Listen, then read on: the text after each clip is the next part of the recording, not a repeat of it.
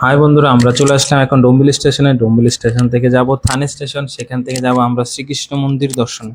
শ্রীকৃষ্ণ মন্দির এখানে আছে, যেটাকে এখানকার লোক মিনি অযোধ্যা বলে জানে। তো কয়েকজন লোক থেকে জেনে আমরা চলে গেলাম ডোম্বিলি স্টেশন। সেখান থেকে আমরা এখন উঠবো থানে।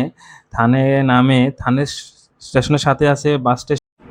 তারপর থানে বাস স্টপে চলে আসলাম, সেখানে 7 নম্বর বাস স্টপে এখানে দাঁড়াতে হবে। 7 নম্বর বাস স্টপে দাঁড়িয়ে 93 বাসে উঠতে হবে। 93 বাসে উঠলে আমরা ওখানে উঠে সেখানে চলে যাব বালকুন বাস স্টপ। ওখানে আমরা নামবো। সেখান থেকে নেমে আপনি ইসকন টেম্পল বলে লোকেশন দিলেই পাশেই 1-2 মিনিটের রাস্তায় আপনার চলে আসবেন ইসকন টেম্পল। এখানে খুব সুন্দর ইসকন টেম্পল। তো না আসার সঙ্গে সঙ্গে আমাদের জুতা টুতা রাখার খুব সুন্দর জায়গা দিয়েছে। তো আমরা জুতা টুতা রেখে চলে গেলাম, ভিতরে যাচ্ছি। দেখতে পাচ্ছ আমার ভাতিজিও যাচ্ছে। দু- তার ভিতরে যাওয়ার সঙ্গে সঙ্গে এখানে অনেক দোকান টোকান আছে, মিষ্টির দোকান, আইসক্রিম দোকান, আপনি যেটা খাবেন সেটা সব দোকান আছে। তো আমরা কি খেয়েছি লাস্টে সেটা দেখাবো। আর এইখানে দেখতে পাচ্ছ এখানে হাতি, তারপরে সিংহ, তারপরে অনেক কিছু মূর্তি বানানো আছে যেগুলা ঘাস দিয়ে আর কি। দেখতে খুব ভালো, খুব সুন্দর দেখাচ্ছে এখানে। ভাল্লুক এরকম কয়েকটা মূর্তি এখানে তৈরি করা আছে। তো সেখানে আমার ভাতিজি এগুলো দেখতেই ব্যস্ত হয়ে গেল। তারপর ওকে টেনে নিয়ে যাচ্ছে না। তারপর এখানে বাইরে থেকে যে দেখতে পাচ্ছ মন্দিরটা খুব খুব সুন্দর, আর অনেকেই ছবি তুলে। তো যত বিকাল হবে তত সুন্দর হবে। আমরা একটু দুপুর টাইপের দিকে গেলাম, অনেক একটু রৌদ্র ছিল অনেকটা, দেখতেই পাচ্ছ এখানে রৌদ্র আছে। তারপর আমরা চলে গেলাম মন্দিরের ভিতরে যাওয়ার উদ্দেশ্যে রওনা দিলাম। এখানেই কার্পেট বিছানো আছে, তো কার্পেটকে ফলো করে করে চলে গেলাম মন্দিরে। মন্দিরের ভিতরে যাওয়ার আগে এখানে পাশেই প্রসাদ বিতরণ আমাদেরকে বলছিল, তো আমরা বললাম ঘুরে আসি। এখানে পালকিতে অনেকেই অনেক পয়সা দান করে, চাল টাল দান করে।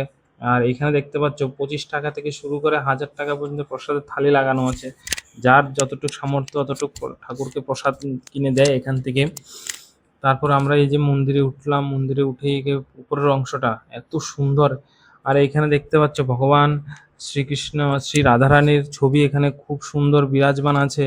আর এখানে নাম কীর্তন সবসময় চলতেই থাকে।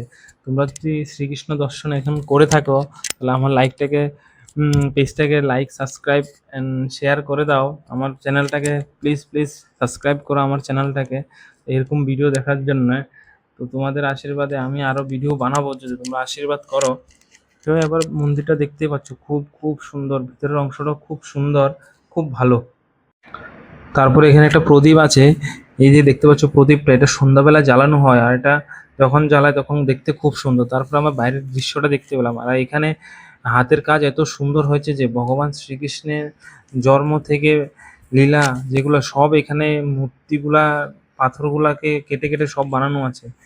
কখন কি হয়েছে না হয়েছে, কখন কি করলো না করলো, এখানে ছবি দেখলে অনেক কিছু বুঝতে পারা যায়। ছোটবেলায় আমরা দেখেছি হয়তো টিভির মধ্যে, সেইগুলাই এখানে দেখানো আছে।